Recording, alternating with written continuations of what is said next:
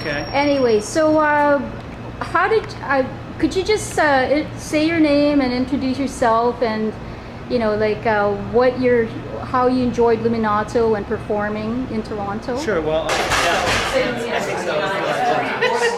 Which ones have you seen?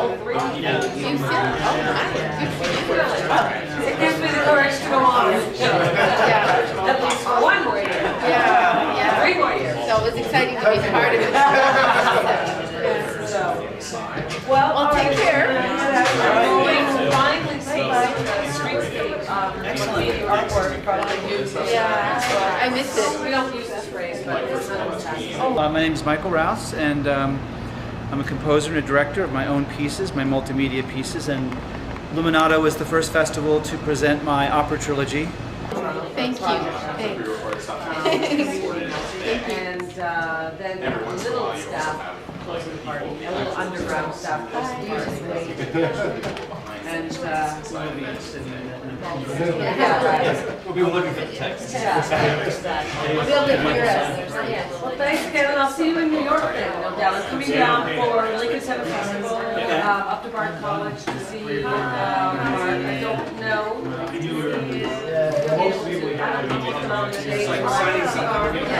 Oh, yeah.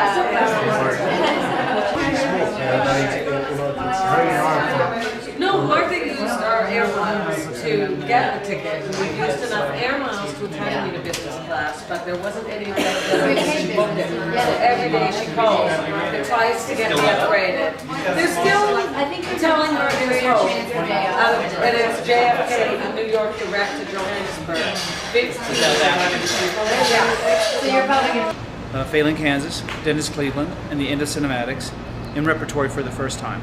So you're filming this just as we finished the last performance of Failing Kansas. We did 3 shows of each opera, and we just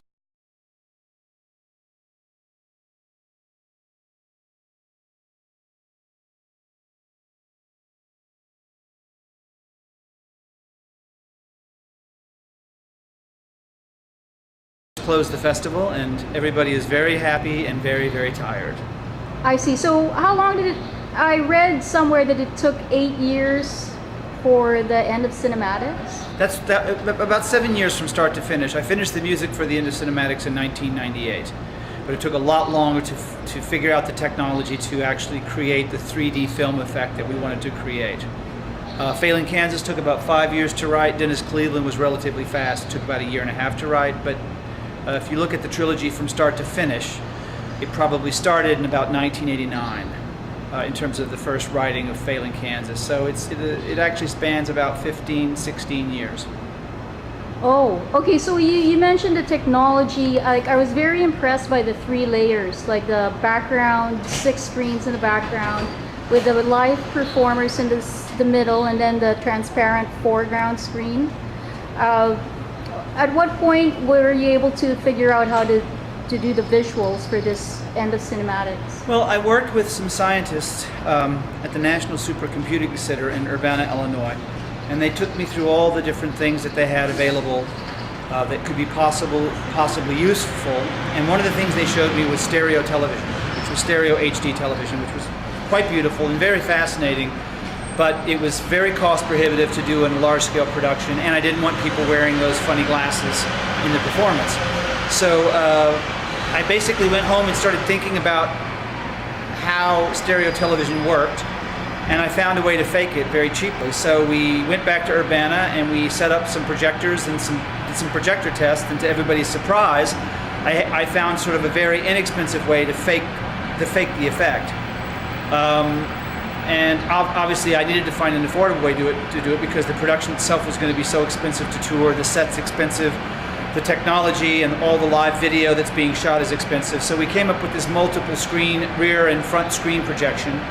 But the other thing that was very clever was that the editing of the pre-recorded film that's shot in Paris is sort of working in tandem with the lighting designer. And we actually used the lighting designer, whose name is Hide Tetsui, to almost be a film editor, so that the light edits that illuminate the stage that give you the performers go on and off when the front of house film turns into a 2-dimensional film, or when it's opened up to the 3-dimensional film.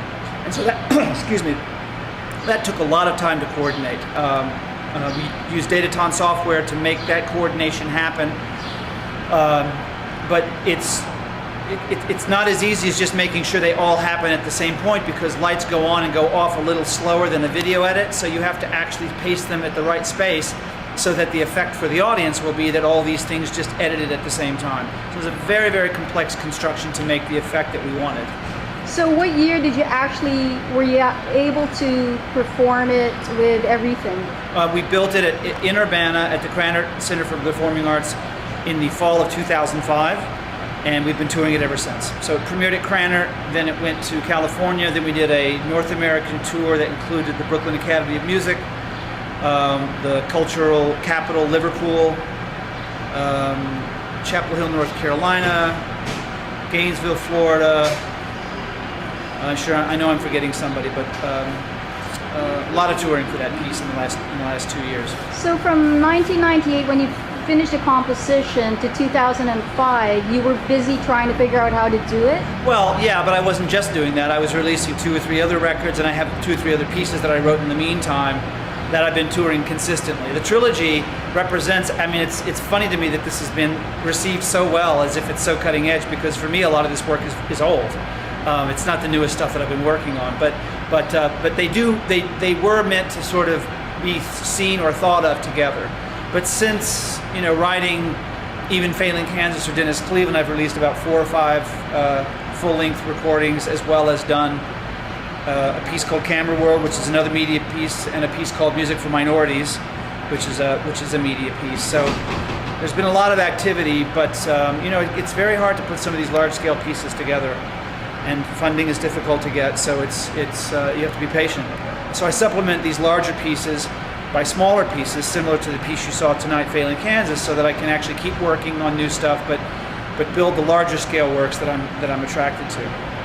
Okay, so what is the future in terms of like your projects? Are you currently working on something that will be presented in the future, or?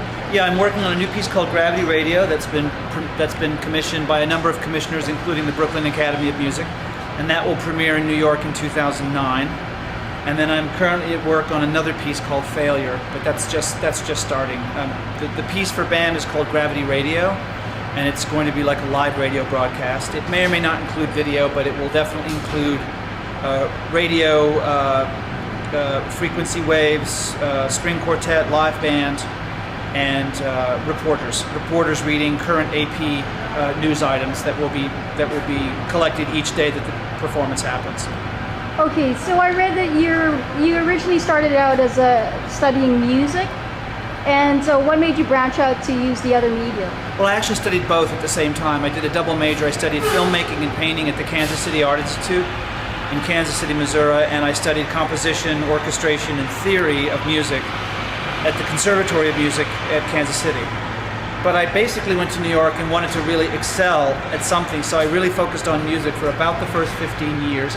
And when I did work with visual stuff, I usually used other artists and other collaborators. It wasn't until Failing Kansas and moving into Dennis Cleveland that I really kind of took over doing the video and the filmmaking myself. I'd done a lot of experimental filmmaking through school and through my sort of solely music making period, but it was probably this opera trilogy that got me interested in actually doing all of it myself. And also film was very expensive to do. I was doing 16 millimeter film in the early days, and so with the advent of digital technologies, it became more affordable to sort of build my studio around a video editing facility as well as a music studio. So do you do your own editing as well? Yeah. Wow. And all those images that you project, are they calculated like to have some kind of effect? Are they? Because sometimes some of the images, I wasn't sure how relevant they were to your poetry or to the, do you seriously choose those images? I mean, obviously they were all the images from the Paris film. And then obviously there were the CGI images on the lower 3 rear projected screens, which were similar to the stuff that was on the top 3 projected screens, but through CGI we removed all the people so that they could actually be video sets or video backdrops for the live performers on stage.